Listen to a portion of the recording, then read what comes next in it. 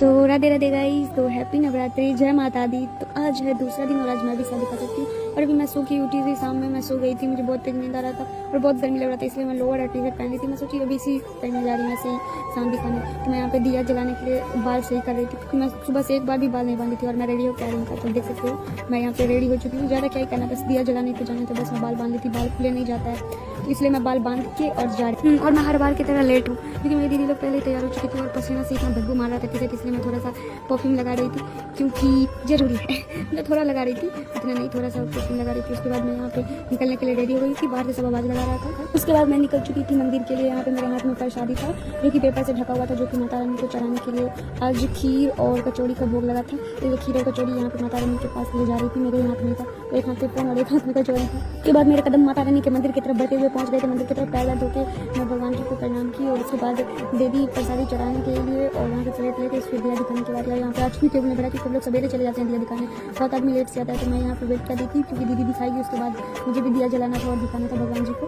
तो दीदी और चाची का दिया दिखाने के बाद फाइनली आ गया था मेरा बारी और मैं दिया जला ली थी। फिर जाना था काली माँ के मंदिर के, तो मतलब दोनों सटा हुआ है। फिर इस साइड आके मतलब थोड़ा सा उनके सामने आके काली माँ के पास भी मैं दिया जला ली और उसके बाद निकल गई हमेशा की तरफ बजरंगबली के मंदिर की तरफ, जो कि मेरे घर के सामने है। मैं अभी मौसी के यहाँ रहती हूँ, अपने घर पर कम, क्योंकि मुझे मन यहाँ पे लगता है। मम्मी तो पटोरी है, तो मैं अपने घर जाकर क्या करूँ, इसलिए मैं मौसी के यहाँ दीदी लोग के साथ रहती हूँ। मेरा भी घर और मेरी मौसी का घर सेम ही गाँव में, बस थोड़ा सा दूरी पे। तो मेरे घर के सामने हनुमान जी का मंदिर है, तो हम लोग पहुँच चुके थे हनुमान जी के मंदिर पे, आप लोग देख सकते हो। कल हनुमान जी के पास जाने का मतलब क्या था, और आज यहाँ पे बेंच लगा दिया है कि मतलब दूर से ही दिया जलाओ, क्योंकि लोग भगवान के पास भी अगरबत्ती गाड़ देते हैं। मतलब उन लोगों को पता ही नहीं चलता कहाँ अगरबत्ती रखना चाहिए और कहाँ नहीं रखना चाहिए। इसी भगवान के मंदिर में शीशा लगा है, फिर भी मतलब लोग इतने बदतमीज होते हैं ना कि भगवान जी के पास में जाके ये भी समझ में नहीं आता कि अगरबत्ती थोड़ा सा दूर से ही जलानी चाहिए। इसके बाद तो मतलब मेरा भी बारी आ गया था दिया जलाने का। तो यहाँ पे दीदी को देख सकते हो कितना पसंद थे, इसको बहुत ज़्यादा ही गर्मी लगती थी। साड़ी पहन कर और प्रसादी बना के आई थी, बहुत पूजा पाठ में ये बहुत आगे होता है। इसका पूरा पसीना से पूरा भीगा हुआ था। उसके बाद मैं भगवान जी के बाहर आके भी दिया दिखाई, इसका दिया रख के अगरबत्ती दिखाई और अगरबत्ती रख के और हम लोग फिर भगवान जी के पास गए। माचिस छूटा तो फिर माचिस नहीं है। उसके बाद निकल गए महादेव के मंदिर की तरफ, जो कि मेरी मौसी के घर के सामने है, जो शोध का।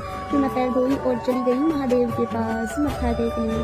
तो आप लोग यहाँ पे देख सकते हो, और दिया जलाने भी। तो मैं साल में एक ही बार आती हूँ यहाँ पे दिया जलाने, भी नवरात्रि के टाइम, और मुझे बहुत अच्छा लगता है, मतलब बहुत ज़्यादा अच्छा लगता है। आप लोग को क्या ही बताएं। मैं और मेरी बहन आ गए थे यहाँ पे भगवान जी के पास, पहले बप्पा के मूर्ति के पास दिया जलाने, और उसके बाद यहाँ पे बहुत सारे भगवान जी हैं मतलब मंदिर में। तो सबको दिया दिखाने के बाद फिर हम आ गए थे घर पे, बस रोड के एक पारी घर है।